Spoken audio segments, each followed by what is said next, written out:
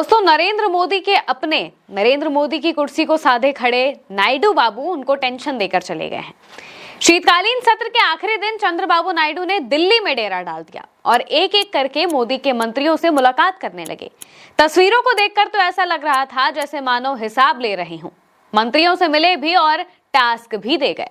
चंद्रबाबू नायडू ने निर्मला सीतारमण से मुलाकात की और अपनी मांगों की फहरिस्त थमा दी। नायडू ने एक्स पर लिखा कि नई दिल्ली में माननीय केंद्रीय वित्त मंत्री श्रीमती निर्मला सीतारमण जी से मिलकर मुझे अत्यंत प्रसन्नता हुई। पूर्वोदय जैसी केंद्रीय पहलों के सहयोग से आंध्र प्रदेश पूर्वी भारत के प्रमुख विकास इंजन के रूप में उभरने की क्षमता रखता है।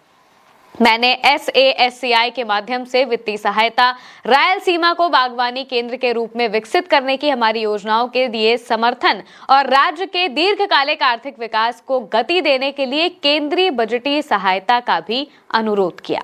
मुलाकात यही तक नहीं थी। इसके बाद वो मिले नरेंद्र मोदी के खासम खास जल शक्ति मंत्री CR पाटिल से और उन्होंने आंध्र प्रदेश के लिए पानी के इंतजाम पर बात की। फिर केंद्रीय बंदरगाह, जहाजरानी और जलमार्ग मंत्री सर्बानंद सोनोवाल से भी मिलकर उन्होंने आंध्र प्रदेश के बंदरगाहों के लिए सहयोग मांगा। जहाज निर्माण परियोजनाओं की प्रोग्रेस रिपोर्ट पर बात की। फिर वो नितिन गडकरी, मनोहर लाल खट्टर और हरदीप सिंह पुरी से भी मिले और आखिर में गृह मंत्री अमित शाह से भी मुलाकात करते हैं। नरेंद्र मोदी सरकार के मंत्रियों से मिलकर नायडू ने अपनी इच्छा बता दी है कि कितना बजट चाहिए, कौन कौन सी योजनाएं चाहिए और फरवरी के बजट में क्या क्या होना चाहिए। दोस्तों, चंद्रबाबू नायडू की डिमांड लिस्ट बहुत लंबी और बहुत महंगी है। नायडू एक नई राजधानी बना रहे हैं, अमरावती। इसके बारे में तो आपने सुना भी होगा। इसके लिए 50,000 करोड़ के फंड की बेसिक जरूरत है। ये खर्च 80,000 करोड़ के करीब तक जा सकता है, जिसमें अभी 26,000 करोड़ रुपए मिलने बाकी हैं। इसके साथ साथ पोलावरम सिंचाई परियोजना के लिए 12,000 करोड़, विशेष सहायता योजना SASCI स्कीम के लिए करीब 10,000 करोड़, जल जीवन मिशन के लिए 1,000 करोड़ के लिए फंड की जरूरत है। इसके साथ साथ पूर्वोदय योजना, रायलसीमा विकास, पोलावरम नल्लमाला सागर परियोजना, विशाखापट्टनम स्टील प्लांट, दुग्गी राजूपट्टनम बंदरगाह के साथ साथ कई योजनाओं के लिए नायडू को केंद्र से मदद चाहिए। कुल मिलाकर अगर देखें तो नायडू को केंद्र सरकार से 1 लाख करोड़ से भी ज्यादा के फंड की जरूरत है मौजूदा वक्त में, और इसके लिए ही वो इस बार दिल्ली में एक एक करके मंत्रियों से मिलकर गए और वो चाहते हैं कि इसमें से बहुत सा फंड फरवरी के बजट में घोषित कर दिया जाए। साथ ही साथ नायडू कुछ मसलों पर नाराज भी थे, जैसे इंडिगो विवाद में गोदी मीडिया का नायडू के कोटे से मंत्री राम मोहन नायडू को टारगेट करना, नरेगा से बापू का नाम हटाया जाना, नए बदलाव में राज्यों पर ज्यादा भार डालना। इन तमाम बातों को भी नायडू ने बीजेपी के नेताओं के सामने रख दिया। लेकिन इस मुलाकात से एक बात साफ हो गई कि फंड को लेकर मचा हुआ घमासान बीजेपी के लिए मुश्किल बन सकता है, क्योंकि नायडू को अगर फंड ना मिला तो वो बीजेपी के साथ नहीं रहेंगे, ये हर कोई जानता है।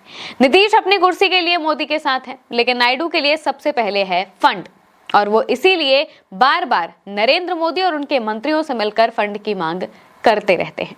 लेकिन अब उन्होंने सीधे सीधे फरवरी की डेडलाइन दे दी है।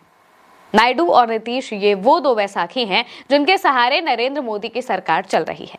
अगर इन दोनों में एक भी नाराज होकर अलग हो जाए तो नरेंद्र मोदी की सरकार डगमगा सकती है। तस्वीरों में साफ दिख भी रहा है कि नायडू की बात को मोदी के सारे मंत्री बड़े ध्यान से सुन रहे थे।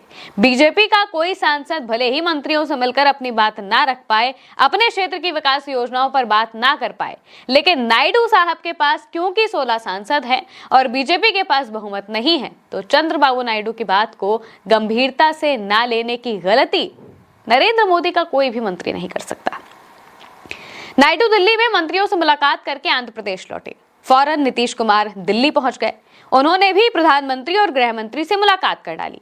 बात साफ है कि नरेंद्र मोदी के दोनों सहयोगी अब फरवरी में आने वाले बजट को लेकर अभी से दबाव बनाने में जुट गए हैं। नायडू की तस्वीरों और उनके लिखे पोस्ट ने संकेत साफ कर दिए हैं कि वो बजट मांगने ही आए थे। अब फैसला नरेंद्र मोदी को करना होगा, क्योंकि अगर नायडू की मांगे ना पूरी हुई तो वो बड़ा फैसला लेने में देर नहीं करेंगे। इससे पहले भी नायडू NDA का हिस्सा थे। नरेंद्र मोदी के पहले कार्यकाल में नायडू को वादा किया गया था कि आंध्र प्रदेश को विशेष राज्य का दर्जा दिया जाएगा, लेकिन फरवरी 2018 के बजट में इसको लेकर कोई ऐलान नहीं किया गया। इसी से नाराज होकर नायडू एनडीए से अलग हो गए थे और अब एक बार फिर उन्होंने अपनी मांगों की फहरिस्त थमा दी है। फरवरी में आने वाले बजट पर हर किसी की नजर रहेगी, क्योंकि बजट तय करेगा कि नायडू साथ रहेंगे या फिर नहीं।